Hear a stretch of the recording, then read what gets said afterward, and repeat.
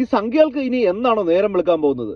ഇനിയെങ്കിലും നിങ്ങൾ മനസ്സിലാക്കുക, കൊച്ചു കുട്ടികൾ പോലും ഇന്റർനെറ്റ് ഉപയോഗിക്കുന്ന കാലമാണ് ഇതെന്ന് മനസ്സിലാക്കണം. കഴിഞ്ഞ കുറച്ച് ദിവസം കൊണ്ട് നമ്മുടെ സംഖ്യകളായിട്ടുള്ള RV ബാബു, പ്രതീഷ് വിശ്വനാഥ്, നമ്മുടെ അഡ്വക്കേറ്റ് ഗോപാലകൃഷ്ണൻ, അങ്ങനെ കുറെ ടീംസുകളുടെ എല്ലാം പേജ് കണ്ടിരുന്നു. എന്തുകൊണ്ടാണ് ചാവ കേരളത്തിൽ പ്രദർശിപ്പിക്കാത്തത്? പാഠപുസ്തകത്തിൽ പറഞ്ഞിരിക്കുന്ന തെറ്റായ കാര്യങ്ങൾ എല്ലാവരും മനസ്സിലാക്കുമെന്ന് കരുതിയിട്ടാണോ നിങ്ങൾ ചാവ കേരളത്തിൽ പ്രദർശിപ്പിക്കാത്തത് എന്നൊക്കെ പറഞ്ഞൊരു ഭയങ്കര നിലവിളിയാണ്. അതായത് വിക്കി കൗശൽ അഭിനയിച്ച ഛത്രപതി സംഭോജി മഹാരാജാവിന്റെ കഥ പറയുന്ന ഒരു സിനിമയാണ് ചാവ എന്ന് പറയുന്നത്. നിങ്ങൾ എല്ലാവരും കണ്ടിരിക്കും. കഴിഞ്ഞ ദിവസങ്ങളിൽ നോർത്ത് ഇന്ത്യയിൽ സിനിമ തീർന്നു കഴിയുമ്പോഴത്തേന് കുറെ പെൺകുട്ടികളോ അല്ലെങ്കിൽ കൊച്ചു കുട്ടികളെയൊക്കെ നിരത്തി നിർത്തിയിട്ട് വീട്ടിൽ നിന്ന് കാണാപ്പാടം പഠിച്ചുകൊണ്ട് വന്ന സാധനം അവിടെ നിന്ന് നീട്ടി വിളിച്ച് ആ വീഡിയോ എടുത്ത് ഇൻസ്റ്റാഗ്രാമിൽ ഇട്ട് ലൈക്ക് വാങ്ങിക്കാൻ വേണ്ടിയിട്ട് കുറച്ച് ടീമുകൾ ഉണ്ടായിരുന്നു.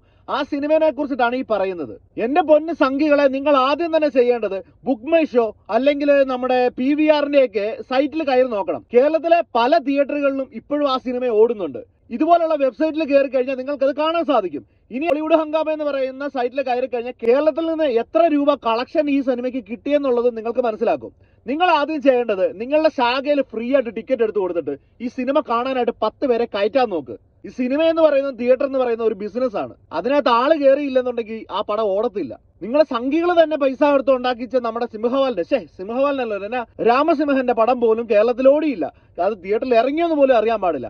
അപ്പോഴാ ഏതോ കിടക്കുന്ന ഹിന്ദിക്കാരന്റെ ആദ്യം നിങ്ങൾ തന്നെ കുറച്ച് പേര് കയറി ആ പടം ഒന്ന് കാണുക.